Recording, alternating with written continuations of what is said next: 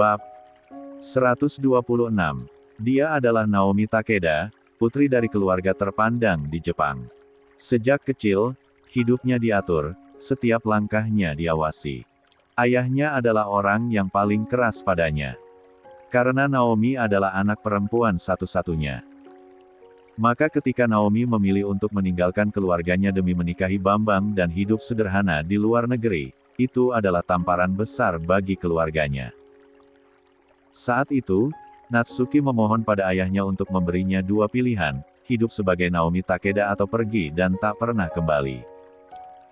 Naomi memilih pergi dan menikah dengan Bambang. Namun kini, takdir membawanya kembali ke Jepang dan seperti janji yang pernah dibuat, Natsuki tidak akan membiarkannya pergi lagi. Air mata menggenang di sudut matanya. Jika Bambang benar-benar sudah tiada, maka dia sendirian sekarang. Kembali ke keluarganya mungkin satu-satunya jalan yang tersisa. Tapi, bagaimana jika Bambang masih hidup? Bagaimana jika semua ini hanya kebohongan? Naomi mengepalkan tangannya. Dia harus mencari tahu kebenarannya. Jika masih ada harapan, dia tidak akan menyerah. Bambang, jika kamu masih hidup, tunggu aku. Aku pasti akan mencarimu. Sementara itu, di luar kamar, Natsuki berjalan dengan ekspresi dingin.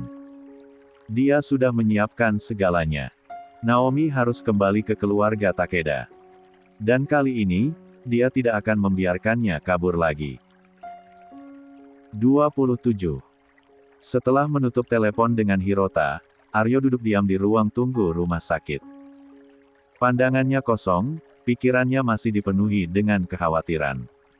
Dia tahu bahwa dengan kematian Pak Bambang, masalahnya di Jepang mungkin bisa mereda sementara. Tapi dia juga sadar, jika Natsuki atau orang-orangnya mengetahui kebenaran, mereka tidak akan tinggal diam. Tak lama kemudian, Edward datang menghampirinya. Pria itu duduk di samping Aryo, melipat tangan di dada. "Sudah selesai?" tanyanya. Aryo mengangguk pelan. "Aku sudah memberitahu polisi di sana. Dia bilang akan mengurusnya, tapi dia juga mengingatkanku kalau ini belum tentu bisa ditutupi selamanya." Edward mendesah. "Kau tahu, aku bisa saja membantumu lebih jauh. Aku punya koneksi di Jepang yang bisa memastikan masalah ini benar-benar beres." Aryo menoleh dengan ekspresi serius. "Aku tidak mau melibatkan lebih banyak orang, Ed, ini sudah cukup rumit. Aku hanya ingin memastikan Bapak aman dulu." Edward mengangkat bahu. "Baiklah kalau itu maumu, tapi aku siap kapanpun kalau kau butuh bantuan." Mereka berdua terdiam sejenak. Suasana di rumah sakit cukup tenang, tapi pikiran Aryo masih dipenuhi banyak hal. Dia akhirnya menghela napas dan berkata, "Aku harus kembali ke kamar Bapak." Edward mengangguk. "Aku pulang dulu kalau begitu. Jangan ragu untuk menghubungiku kalau ada sesuatu." Aryo berterima kasih pada Edward, kemudian bangkit dan berjalan menuju kamar rawat Pak Bambang. Saat dia masuk, bapaknya tengah menatap keluar jendela dengan ekspresi kosong. Ada sesuatu dalam tatapan itu, sebuah kesedihan yang dalam. "Pak," panggil Aryo pelan. Pak Bambang menoleh, lalu tersenyum kecil. "Kau sudah menghubungi polisi?" Aryo mengangguk. "Iya. Mereka akan menghentikan penyelidikan dan menganggap semuanya sebagai kecelakaan." Pak Bambang menghela nafas lega. "Bagus, sekarang kita bisa sedikit lebih tenang." Namun, Aryo masih memiliki satu pertanyaan yang mengganjal. Dia melangkah mendekat dan duduk di kursi di samping ranjang. "Pak, bagaimana dengan Naomi? Apa menurut Bapak dia akan percaya begitu saja kalau Bapak sudah meninggal?" Pak Bambang terdiam sesaat sebelum menjawab, "Aku tidak tahu, Aryo. Tapi aku harap dia tidak mencari tahu lebih jauh. Aku tidak ingin dia kembali terseret masalah dengan keluarganya." Aryo menatap bapaknya dengan cermat. Dia bisa melihat bahwa bapaknya sangat peduli pada Naomi, meskipun sudah mengambil keputusan untuk menjauh. Kalau dia tetap mencari, apa yang harus kita lakukan? Tanya Aryo. Pak Bambang menatap lurus ke mata Aryo. Kalau itu terjadi, maka aku harus menghilang lebih jauh. Aryo mengepalkan tangannya. Dia tidak suka mendengar hal itu, tapi dia tahu bahwa pilihan bapaknya mungkin satu-satunya cara untuk menjaga semua orang tetap aman. 28. Dalam hatinya, dia tahu bahwa cepat atau lambat, Naomi akan mengetahui kebenaran, kalau saja Pak Bambang masih berada di London.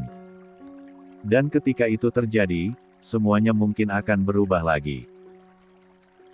Setelah memastikan Pak Bambang beristirahat dengan tenang di kamar rawatnya, Aryo akhirnya memutuskan untuk pulang ke mansion. Perjalanan dari rumah sakit ke rumahnya terasa panjang, pikirannya masih dipenuhi berbagai hal. Namun, begitu mobilnya berhenti di halaman mansion, dia menghela nafas panjang, berusaha mengalihkan pikirannya dan fokus pada satu hal yang pasti bisa memberinya ketenangan Dewi. Saat masuk ke dalam rumah, suasana terasa tenang. Para pelayan menyapanya dengan sopan, tapi Aryo hanya membalas dengan anggukan kecil sebelum langsung menuju ke kamarnya. Ketika dia membuka pintu, dia melihat Dewi sedang duduk di atas tempat tidur, membaca sebuah buku. Wanita itu tampak begitu tenang, namun saat menyadari kehadiran Aryo, matanya membesar karena terkejut. Mas Aryo. Pekik Dewi, meletakkan bukunya dan segera berlari ke arahnya. Aryo tersenyum kecil saat Dewi langsung memeluknya erat. Tubuhnya yang sempat tegang karena beban pikiran sedikit mencair dalam pelukan istrinya. Kenapa Mas sudah pulang? Ini kan baru 2 hari. Mas bilang mau di Jepang semingguan, tanya Dewi, masih dalam pelukan Aryo. Aryo mengusap punggungnya dengan lembut. Urusanku selesai lebih cepat dari rencana, jadi aku langsung pulang. Dewi melepaskan pelukannya sedikit, menatap wajah suaminya dengan alis berkerut. Tapi kenapa Mas nggak ngabarin Dewi kalau mau pulang hari ini? Aryo tersenyum, mengusap pipi istrinya dengan ibu jarinya. Mas mau bikin kejutan buat kamu, sayang. Mata Dewi berbinar. Senyuman lebar terbentuk di wajahnya sebelum dia kembali memeluk Aryo dengan erat. Dewi kangen sama Mas Aryo. Aryo membalas pelukannya, menenggelamkan wajahnya di rambut Dewi yang wangi. Mas juga kangen kamu. Untuk sesaat, Aryo merasa beban di hatinya sedikit berkurang. Setidaknya, di rumah ini, dia masih punya seseorang yang bisa memberikan ketenangan. Dewi menerasa ada sesuatu yang membebani pikiran Aryo. Sejak tadi, ekspresi suaminya terlihat berbeda, ada lelah yang dalam, seolah dia menyimpan sesuatu yang berat di hatinya. Dengan lembut, Dewi mengelus pipi Aryo, menatapnya dengan penuh perhatian. Ada apa, Mas? Apa ada masalah? Tanyanya lembut. Aryo menghela napas, lalu menggeleng. Nggak ada apa-apa, Dewi. Aku cuma lelah. Dewi tersenyum kecil, tidak sepenuhnya percaya, tapi dia memilih untuk tidak memaksa Aryo bercerita jika belum siap. Kalau gitu, mau aku pijitin? Tawarnya. Aryo mengangguk. Boleh. 29. Tanpa banyak bicara, Dewi mengambil minyak urut dari laci dan duduk di belakang Aryo. Setelah Aryo melepas bajunya, Dewi menuangkan sedikit minyak ke telapak tangannya lalu mulai mengurut punggung suaminya dengan gerakan perlahan. Gimana, Mas? Enak? Tanyanya sambil terus mengusap bahu Aryo yang tegang. Aryo menghela napas, matanya terpejam menikmati sentuhan Dewi. Lumayan. Aku jadi lebih rileks. Setelah beberapa saat, Aryo membalikkan badannya, kini menghadap Dewi. Senyum jahil tersungging di bibirnya. Aku mau pijat plus, Dewi. Dewi terkikik geli, mencubit pelan lengan suaminya. Siap, Tuan, asal tipsnya sesuai, godanya. Dengan gerakan anggun, Dewi melepaskan seluruh pakaiannya. Lalu naik ke atas kasur, mendekati Aryo. Dengan lembut, ia melepaskan ikat pinggang Aryo, membukanya perlahan. Jemari Dewi mulai menjelajahi tubuh Aryo, memijat bagian bawah perutnya dengan gerakan memutar. Desahan tertahan keluar dari bibir Aryo, merasakan sentuhan Dewi yang membangkitkan sesuatu yang panas dalam dirinya. Tak tahan lagi, Aryo menarik tubuh Dewi, membalikkan posisi mereka hingga Aryo berada di atas Dewi. Tanpa menunggu lebih lama, Aryo mulai mencium bibir Dewi. Ciuman mereka semakin dalam dan semakin menuntut. Aryo tertawa kecil, lalu mencium kening Dewi lembut. Kedekatan mereka membuat udara di antara mereka terasa lebih hangat. Dewi menyentuh wajah Aryo dengan lembut, lalu sebelum bisa berkata apa-apa, Aryo sudah menariknya lebih dekat dan menyentuh bibirnya dengan sebuah ciuman penuh kasih lagi. Awalnya lembut, lalu semakin dalam, seolah Aryo ingin melupakan segala beban yang ada di pikirannya. Dewi membalas dengan hangat, membiarkan dirinya larut dalam keintiman yang hanya mereka berdua pahami. Malam itu, untuk sejenak, mereka hanya ingin tenggelam dalam satu sama lain, tanpa ada dunia luar yang mengganggu. Setelah beberapa saat mereka terdiam selesai melewati kegiatan panas, Dewi menatap wajah suaminya dengan penuh kekhawatiran. Ia tahu Aryo berbohong tadi ketika mengatakan bahwa ia hanya lelah. Tidak mungkin hanya rasa lelah yang membuat sorot mata suaminya semuram itu. Mas, ceritalah. Apa yang terjadi pada Bapak? Kalaupun aku nggak bisa bantu, setidaknya berbagi cerita bisa sedikit mengurangi bebanmu, ucap Dewi dengan lembut. Aryo menghela nafas panjang sebelum akhirnya menatap istrinya. Ada keraguan di matanya, seolah-olah ia sedang mempertimbangkan apakah harus mengatakan semuanya atau tidak.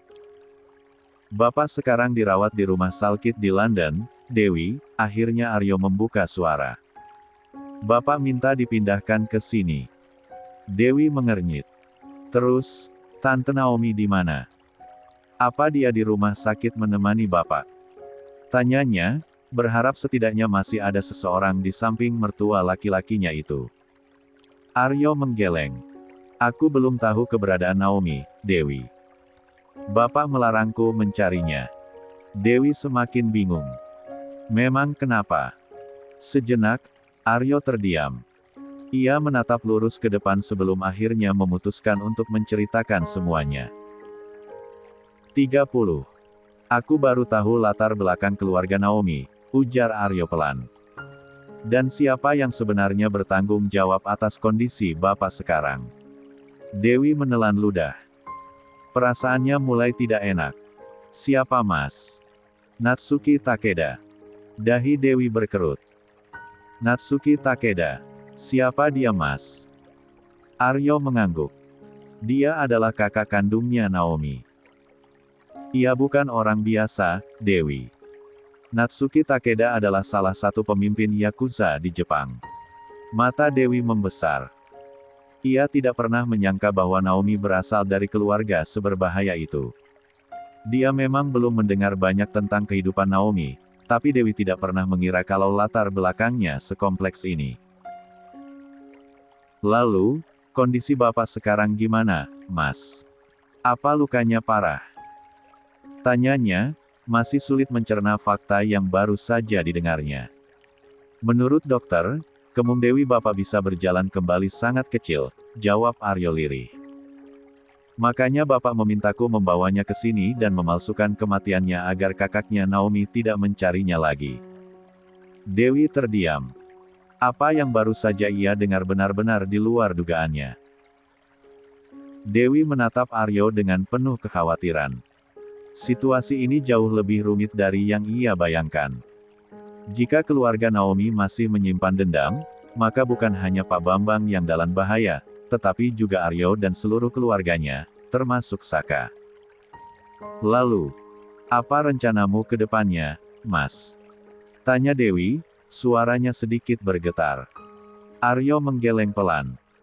Aku belum tahu, Dewi. Aku ingin melihat kondisi Bapak dulu. Kalau beliau sudah agak membaik, baru kita pikirkan langkah berikutnya. Tapi, bagaimana kalau Natsuki, kakaknya Naomi, masih mencari keberadaan Bapak? Dewi semakin cemas. Itu yang aku khawatirkan, Aryo menghela napas berat. Aku takut mereka masih dendam padaku karena kematian Ryujin. Dewi menelan ludah. Jadi, menurut Mas, mereka masih mengincar Mas. Aryo mengangguk. Sepertinya begitu, Dewi.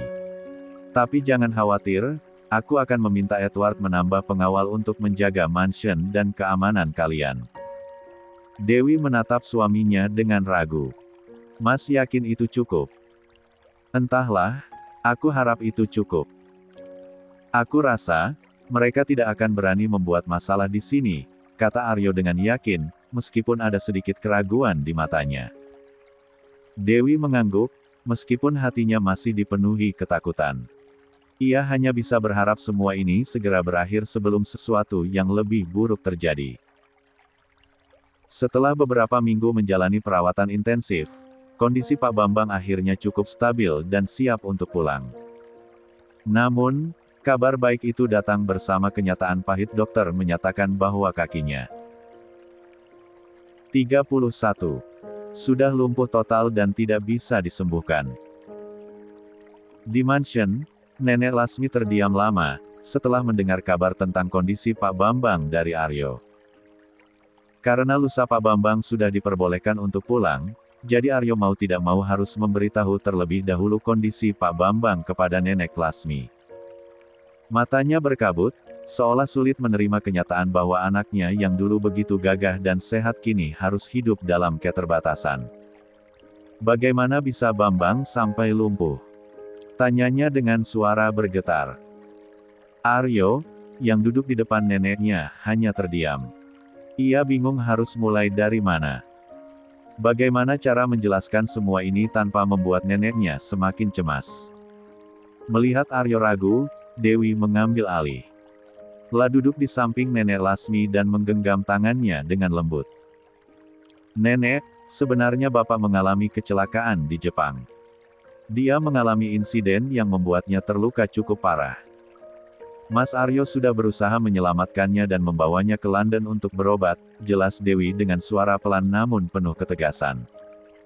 Nenek Lasmi menghela nafas panjang. Apa ini semua berhubungan dengan Naomi? Dewi melirik Aryo yang hanya terdiam tidak berani menjawab. Melihat cucunya hanya diam, Nenek Lasmi akhirnya menyadari sesuatu. Sudah aku duga, ucap Nenek Lasmi pelan. Lalu, sampai sekarang, apa Naomi tidak pernah menghubungi atau mencari keberadaan Bambang? Tanyanya lagi. Aryo menggeleng. Tidak, Nek. Bapak sudah memintaku untuk membuat surat kematian untuknya saat meninggalkan Jepang. Kemung Dewi besar, Naomi percaya kalau Bapak sudah meninggal. Nenek Lasmi mendengus pelan. Setidaknya, kalau dia benar-benar peduli, dia pasti akan mencari tahu di mana Bambang dimakamkan. Bukannya langsung menghilang begitu saja. Aryo dan Dewi hanya saling pandang, saat merasa kalau Nenek Lasmi sepertinya sangat kecewa terhadap Naomi. Tapi biarlah, lanjut Nenek Lasmi. Jujur saja, aku malah lebih lega kalau bapakmu bisa lepas dari Naomi. Sejak awal aku memang tidak pernah menyukai perempuan itu. Bukan hanya karena sifatnya, tapi juga karena latar belakang keluarganya. Nenek Lasmi pun menyuruh Aryo mencarikan perawat juga, untuk merawat Pak Bambang nantinya saat sudah sampai mansion. Hari-hari berlalu dengan tenang di London. Selama beberapa minggu terakhir, tidak ada tanda-tanda ancaman dari Natsuki atau orang-orangnya. Tidak ada pesan, tidak ada orang mencurigakan yang mengintai, tidak ada gangguan dalam bentuk apapun. Aryo akhirnya bisa bernapas lega. Ia mulai mengizinkan Dewi dan Nenek Lasmi keluar dari mansion, meskipun tetap dengan pengamanan ketat. La berharap, setelah ini, Natsuki tidak akan lagi mengganggu keluarganya. Bahwa dendam mereka berakhir di Jepang, bersama dengan nama Bambang yang kini dianggap telah tiada. Pagi itu, Dewi bersiap-siap pergi ke mall untuk belanja bulanan. Sudah beberapa minggu ia hanya berada di 32 mansion, dan meskipun ia memahami alasan Aryo melarangnya keluar, Dewi merasa sesak karena terus-menerus terkurung. Apalagi, stok sayuran untuk Saka sudah habis. Dia terbiasa memilih belanjaan sendiri untuk anaknya itu. Sambil mengenakan sepatu, Dewi menelpon Aryo yang saat itu sedang sibuk di kantor. "Mas, aku mau ke supermarket untuk belanja sayuran bersama Saka." "Boleh, kan?" tanyanya hati-hati. Di ujung telepon, Aryo terdiam sejenak. "Apa tidak sebaiknya pergi besok saja, Dewi? Biar aku yang temani," ucapnya, masih ragu untuk membiarkan istrinya keluar sendiri tampaknya.